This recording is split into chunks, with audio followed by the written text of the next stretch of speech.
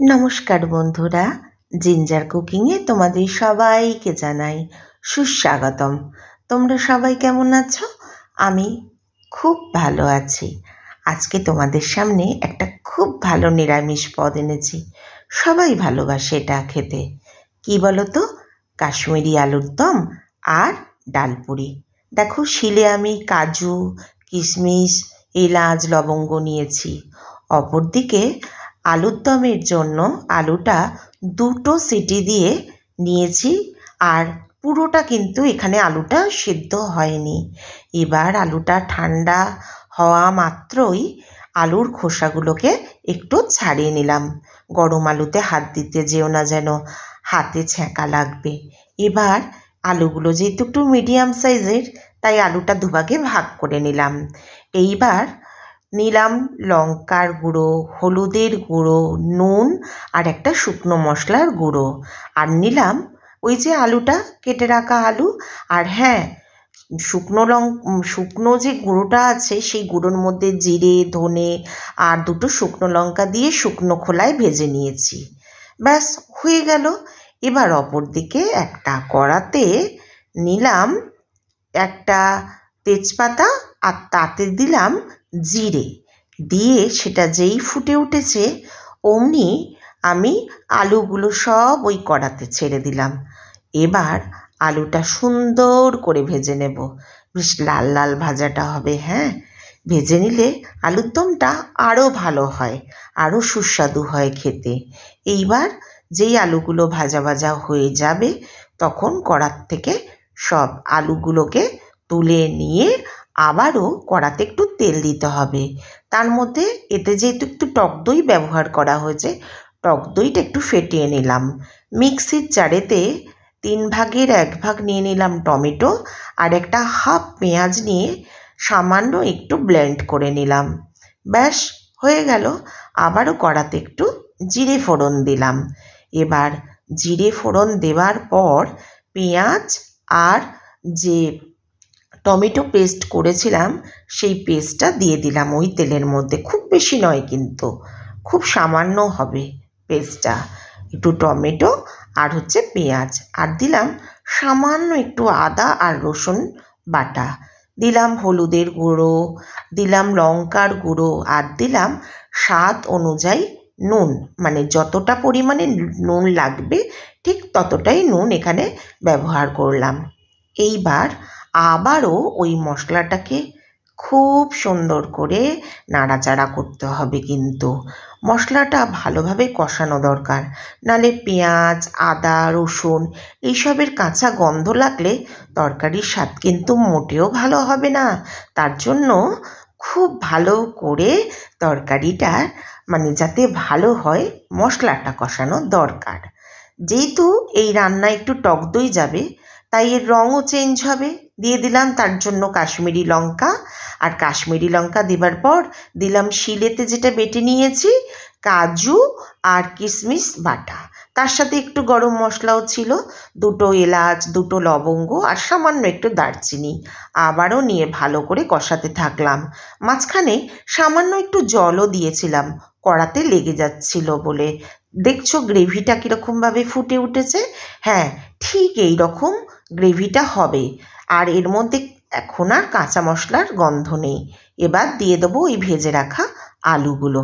দিয়ে আবার ভালো করে নাড়াচাড়া করতে হবে। করতে করতে দেখা যাবে যে একদমই প্রায় গায়ে মাখা মাখা হয়ে গেছে। কিন্তু আলুটা সিদ্ধ হয়েছে কিনা, সম্পূর্ণ সিদ্ধ হয়েছে কিনা সেটাও তো আমাদের দেখে নিতে হবে। কারণ আমি যে 2টো সিটি দিয়েছিলাম তাতে কিন্তু আলু সেদ্ধ হয়নি। দিলাম সামান্য একটু জল, কারণ জলটা একদম টেনে গেছে ওর সাথে। এইবার কি করব, একটু ফুটতে দিতে হবে আলুটা। আর আলুটা যখন একটু ফুটে উঠবে সেই সময় দিয়ে দেবো একটু ধনে, জিরে আর ওই শুকনো লঙ্কার যে গুঁড়ো করা ছিল ওই গুঁড়োটা। অপরদিকে আমি ডালও কিন্তু সিদ্ধ বসিয়ে দিয়েছি। এই দেখো একদম বসে গেছে। আর তোমাদের সাথে কথা বলতে বলতে আমি টক দইটাও মাঝখানে দিয়ে দিয়েছিলাম। এইবার দেখা যাবে যে সম্পূর্ণভাবে আলুটা হয়ে গেছে। এবার আলুটা নামানোর পর্যায়ে চলে এসেছে। আর টক দই যেহেতু এতে একটু দেওয়া হয়েছে তাই দিয়েছি সামান্য একটুখানি চিনি। এইবার একটা অন্যরকম ফ্লেভার আনার জন্য দিলাম খানিকটা কেটে রাখা ধনে পাতা, মানে কুচিয়ে রাখা ধনে পাতা দিয়ে আবারও হালকা হাতে ভালোভাবে নাড়াচাড়া করে নিয়ে এবার সবার শেষে একটু ঘি আর দিয়ে দিয়েছি একটু গরম মশলা। ব্যাস, রান্না কমপ্লিট। আর খেতে গন্ধটা যা বেরিয়েছে না, 100% ভালো হবে, গ্যারেন্টি দিয়ে বলতে পারি। না না না, আমি পাকা গিন্নি নই গো, আমি এমনিই বলছি। এটা খেতে কিন্তু খুব ভালো হবে, কারণ দেখতে যে ভীষণ ভালো হয়েছে, ভীষণ লোভনীয় হয়েছে, তাই দেখেই তো বললাম। ওই যে বলে না, প্রথমে দর্শনধারী তারপর গুণবিচারী। এই দেখো, দেখতে কিন্তু অপূর্ব, লাজবাব। যাই হোক, এবার পরের স্টেপে চলে আসি। আলুর দম তো কমপ্লিট। এবার আমরা ছোলার ডালটা খুব ভালো করে একবার দেখে নেব, যেতে কোনো নোংরা বা কাঁকড় বা কোনো ছোট ছোট ছোট না গাছের ডাল থাকে সরু সরু, সেইগুলো আছে কিনা সেইগুলো ভালোভাবে একবার দেখে বেছে নিয়ে ভালো করে ধুয়ে নিয়ে ডালটা মানে 2টো সিটি দিলেই সেদ্ধ হয়ে যায়। ডাল সিদ্ধর পর আমি কি করেছি, মিক্সিতে এটা একবার পিষে নিয়েছি। আর যখন ডালটা সিদ্ধ করেছিলাম এতে আমি 4টে কাঁচা লঙ্কাও দিয়ে দিয়েছিলাম, জানো, কারণ হচ্ছে যাতে ওর মধ্যেও ওই ঝালের ভাবটা চলে আসে। এইবার এতে আমি দিলাম আদা বাটা, যেটা আমি শিলেই বেটেছি একদম প্রথমে। এবার দিলাম পরিমাণ অনুযায়ী নুন, আর তার সাথে নুন যখন দিচ্ছিলাম সেই সময় ময়দাতেও নুন দিয়েছি চিনি, আর দিয়েছি ওই যে শুকনো খোলায় ভাজা মশলা, পুরোটাই দিয়ে দিতে হবে। এখানে আনুমানিক 2 চামচ মতো আছে। আচ্ছা, এটা দিয়ে পেস্ট করে নিলাম। নেবার পর ডালটা খুব ভালো করে দেখতে হবে, জানো, এখানে যেন একটাও না ডাল গোটা থাকে। গোটা ডাল যদি থাকে তাহলে কিন্তু পুরিগুলো ফেটে যাবে, নষ্ট হয়ে যাবে পুরিগুলো, ভিতরে তেল ঢুকে যাবে বেশি, তাই তার জন্য ওটা দেখে নেওয়া দরকার। এবার আমি ময়দাতে একটু ময়ানও দিয়ে দিলাম। আমি এখানে ঘি ময়ান দিলাম, তোমাদের যদি ইচ্ছা হয় তোমরা তেলও দিতে পারো কিন্তু। আর তার আগেই তো তোমরা দেখেছো আমি নুনও দিয়েছি। এইবার জল দিয়ে এটাকে একটু ভালোভাবে মেখে নেব, জানো। এইবার আমি ময়দাটা ভালোভাবে মেখে নিচ্ছি। আর তোমরা কিন্তু পুরিটা করার আগে যেটা সবথেকে ভালো কথা মাথায় রাখবে সেটা হচ্ছে ডালে একটুও না গোটা অংশ থাকে। এবার 10 মিনিটের জন্য রেস্টে রাখলাম। নমস্কার বন্ধুরা, তোমাদের কাছে আমি আবারও এসেছি আমার রান্না নিয়ে। আজকে বাইরে এত আওয়াজ, এত শব্দ যে কিচ্ছু শোনা যাচ্ছে না, ভিডিও করতে ভীষণ সমস্যা হচ্ছে। তার জন্য তোমাদের কাছে আমি একটুখানি সরি বলে নিলাম। আর এই আমার এটা ইচ্ছা না, মানে না থাকা সত্ত্বেও হচ্ছে। যাই হোক, দেখতে থাকো রান্নাটা। বন্ধুরা, ডালটা খুব ভালো করে দেখে নিও, হ্যাঁ, যেন না গোটা কিছু থাকে। এবার সব কিছুই আমাদের সামনে রেডি আছে, শুধুমাত্র পুরিটা এবার আমাদের ভাজার পালা। ময়দাটাও যে 10 মিনিট রেস্টে রেখেছিলাম সেটাও এবার হয়ে গেছে। এবার একটু হাত দিয়ে আরও একবার একটু ভালোভাবে মেখে নিলাম। এবার লেচি করব, কেমন। এবার ময়দার থেকে লেচি করে একটা একটা করে রাখবো। একটু মানে লুচি যেরম করি তার থেকে সামান্য একটু বড় করতে হবে লেচিটা, কারণ এতে তো তোমার ওই ডালের পুর ভরতে হবে, তাই। এবার লেচিগুলোকে গোল গোল করে আলাদা করে রাখবে, রেখে তারপর এক একটা করে লেচি নিয়ে তাতে পুর ভরে দিও। পুর ভরতে ভরতে তোমাদের কাছে একটা কথা বলি বন্ধুরা, তোমরা যারা আমার ভিডিও দেখো তারা প্লিজ প্লিজ প্লিজ আমার চ্যানেলটা দেখো, একটু ভালোবাসা দিও। যদি ভালো লাগে তাহলে সাবস্ক্রাইব করো, কেমন। আর তোমাদের ভালোবাসা পেলে আমি আরও বেশি উৎসাহিত হব এই রান্না করবার জন্য। তোমরাই তো আমার অনুপ্রেরণা, তোমাদের ভালো লাগাটা আমাকে আরও ভালো কাজ করতে সার্থকতা দেয় আর কি, মানে আমার সার্থকতা এতে, এই বলতে চাইছিলাম। যাই হোক, এই দেখো কথা বলতে বলতে একটা কিন্তু রেডি হয়ে গেছে।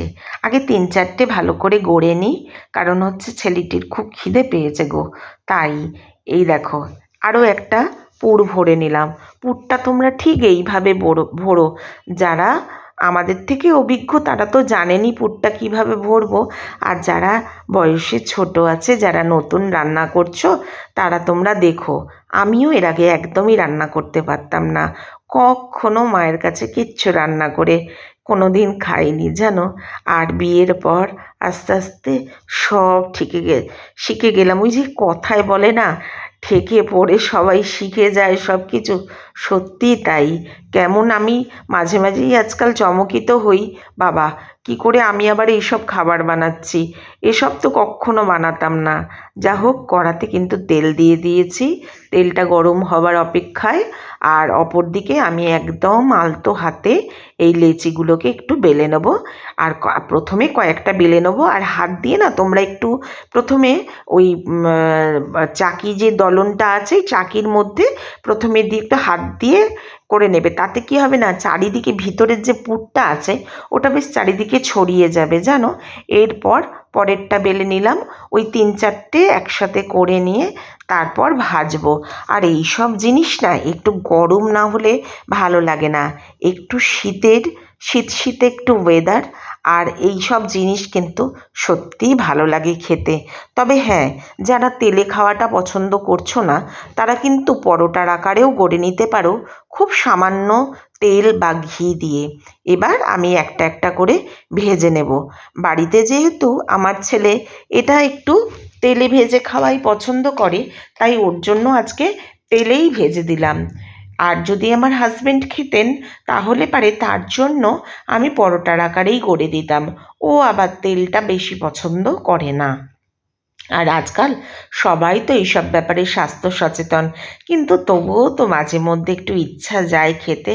বাচ্চাকে যতটা পারা যায় বাইরের জিনিস না খাওয়ানোই ভালো, কারণ ওখানে তেলটা বারবার করে ইউজ করা হয়, বারবার ভাজা হয় ওই একই তেলে। বেশি পোড়া তেল খাওয়াটা আমার মনে হয় খুব একটা স্বাস্থ্যসম্মত নয়। তাই তার দিকে চিন্তা করে আমাদেরকে একটুখানি খাটলে, বা আমাদের বাচ্চাদের, বাড়ির লোকেদের, বড়দের সবার একটু খেয়াল রাখলে আর ক্ষতি কি বলো।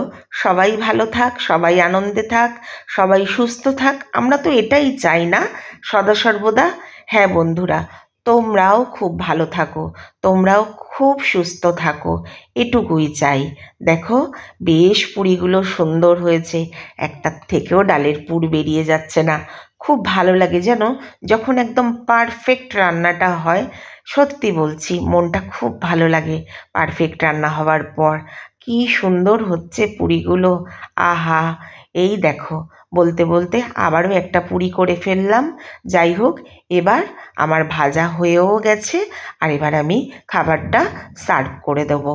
যাই হোক, আজ তোমাদের সাথে গল্প করতে করতে আমার রাতের খাবারটা রেডি করে ফেলেছি। মানে আমার বলাটা ভুল, আমাদের সকলের রাত্রের খাবারটা রেডি করে ফেলেছি। এই দেখো, তোমরাও এইভাবে বানিও, তোমাদেরও ভালো লাগবে একদম 100%। টাটা, চলি তাহলে, দেখা হচ্ছে খুব তাড়াতাড়ি। দেখো তাড়াতাড়ি ফিরে আসছি নতুন রান্না নিয়ে। নমস্কার, সবাই সুস্থ থাকো।